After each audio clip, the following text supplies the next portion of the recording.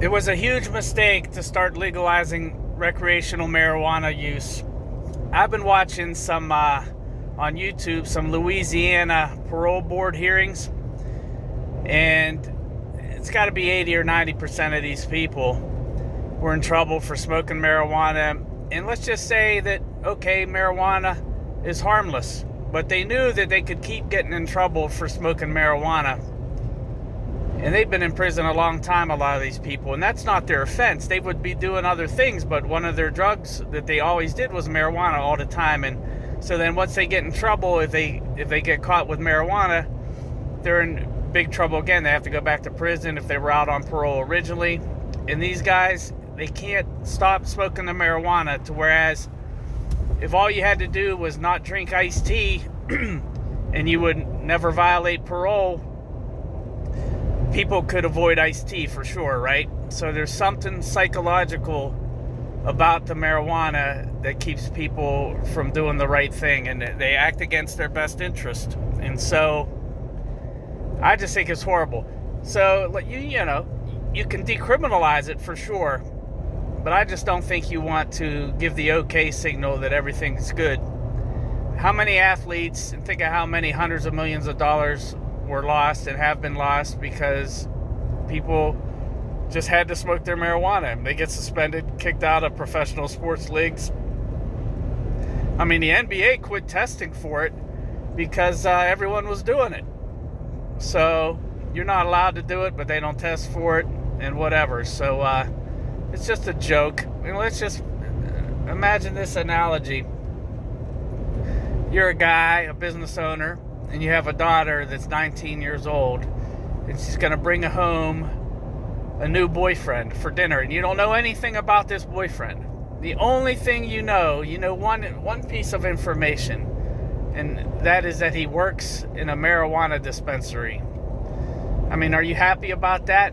You know what I mean? I'd rather have the guy work at State Farm Insurance or work at Walmart. Anything but working at the State Farm. Anything but working at the marijuana dispensary. So, same, you got to run that through your head. So, like, if you had one piece of information about somebody and your daughter was going out with them,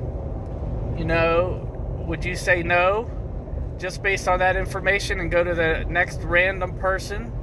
And, with marijuana, you would say, no. You don't need to hear anymore. There's too much risk there. You want all she's telling you is that this guy is an expert on all the different strains of marijuana.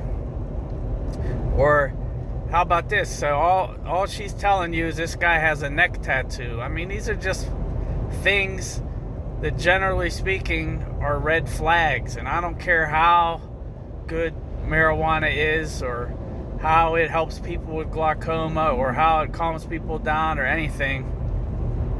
Historically, when people have had to stay off of it in order to not go to prison, or not to get thrown out of a league, an NFL league, or not to ruin their lives, they can't do it.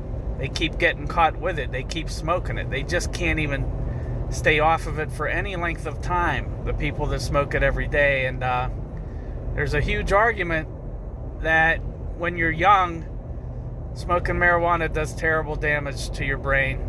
And all I know is I want people to be on the ball in the world, right? And the stoner image is an image because a lot of it is true.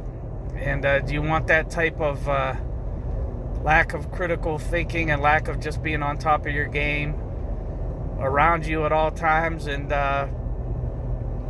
I don't think it's really turned into an epidemic of people just all of a sudden, when they're old enough to go to the dispensary, they go get some stuff. But I'm telling you, on a net basis, it's a negative for society and the world. And so let's just say, for the sake of argument, the marijuana is not really harmless. It's not really harmful. And, it's not as dangerous as any of the other drugs. There's still documented history when people have to stay off of it for huge life-changing reasons, like avoiding prison or staying in a professional sports league or not losing their career, they can't do it. And you could never say that. Like if someone said, all right, if you drink any Coca-Cola or Pepsi in the next 6 months, you're going to lose $10 million for your major league contract. They could avoid that stuff. But the ones, I mean, they can't avoid the marijuana. A huge percentage of people have not been able to avoid it. So psychologically, it has to be that is no good for you. If you can't, I mean, if you're willing to ruin your life to smoke it. On the flip side, I guess you could argue that the drug is so good that once people start doing it, they can't quit doing it. But I mean, you know, the history of people smoking marijuana all the time is littered with other offenses too. I mean, it's stupid offenses. No registration on the car. It just leads to greater crimes. Sure, not like cocaine addiction and not like heroin addiction for sure. But people are overlooking the damage that people have done to their lives all because they just had to smoke marijuana. So that's it.